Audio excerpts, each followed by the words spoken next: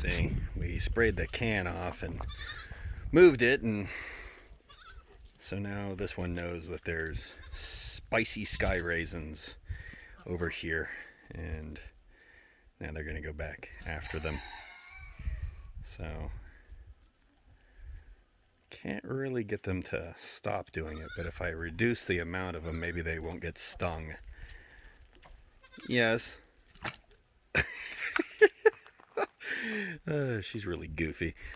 I swear she's been stung before, but she doesn't swell up or anything. But just how crude her method is suggests to me that she's probably been stung. That, and she knows that they're possibly dangerous because she'll spit them out real fast if they don't die immediately. But I've never actually noticed hers to swell up or anything, so I've actually never been stung, so I have no idea if that's like something that always happens or what. All I know is she loves eating things that fly. As long as she leaves the chickens, ducks, and geese alone, I guess I don't care, but yep, we do that. But I never encourage this behavior, and it kind of happened on its own, and she's just kind of a hunter dog, so I let her do it. And I'm guessing that she hasn't been stung hard enough to make her go, you know what, I don't want to do this anymore. And you know, growing up, I had a dog that absolutely hated or loved, I can't decide, porcupines. And so every chance he got, he would fill his face full of quills.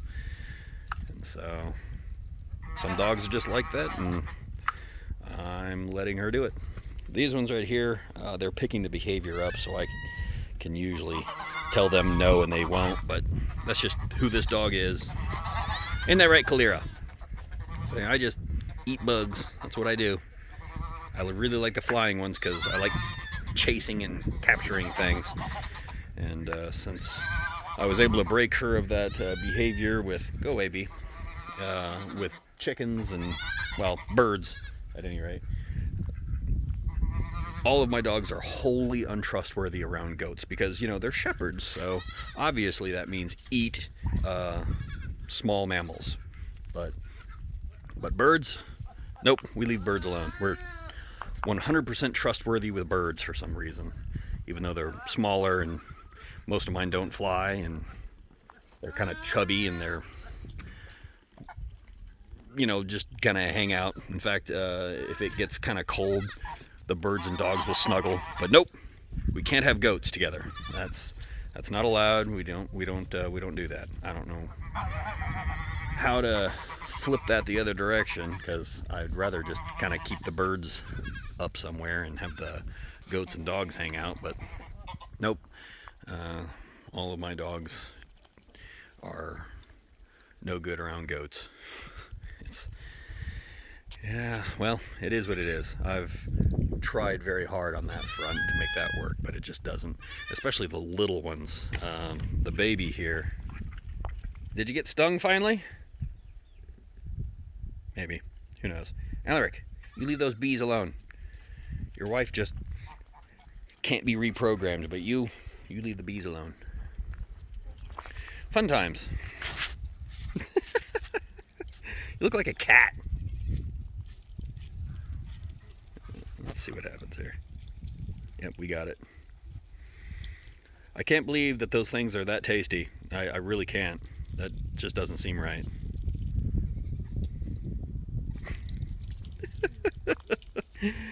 Oh my goodness.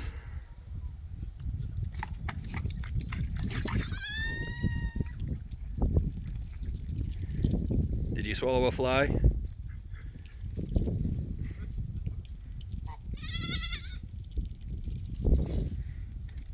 You are such a funny dog.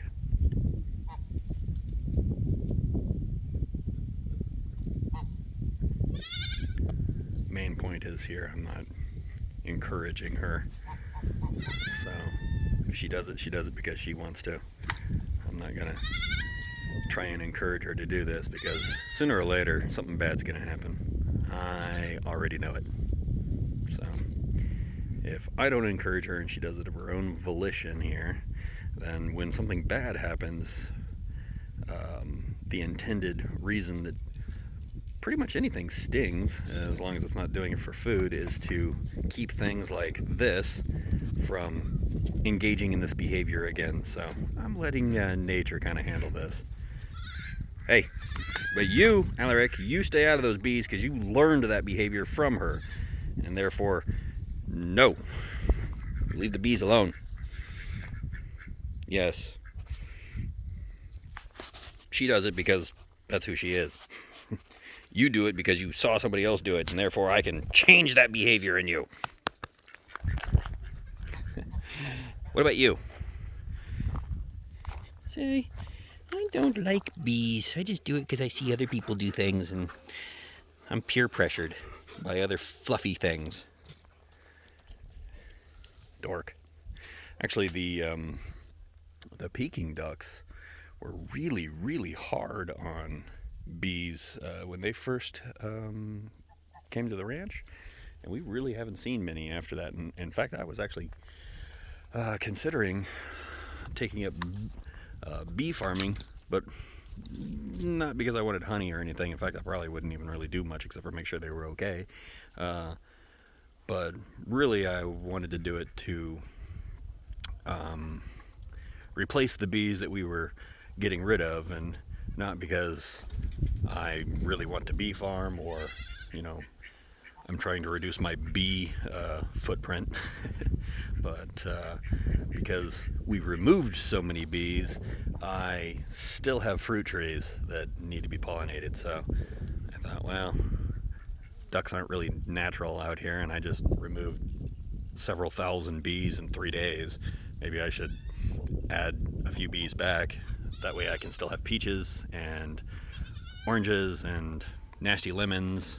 Figs don't count because those are fertilized differently. But, oh, and pomegranates, and gosh, I hope that's it. Actually, I've got 10 or 15 citrus trees that I just don't know what the hell they are yet. I don't think they're old enough to have fruit. But, you know, if I don't add the pollinators back in, we might run into problems. What are you doing? Did you finally get stung? Oh, yes, I think somebody did. Did you? Huh? Not gonna do that anymore, are you? Yep, that's what I thought. Well, we're just gonna have to wait around for that to happen, assuming that it did happen. All right, let me look at that foot.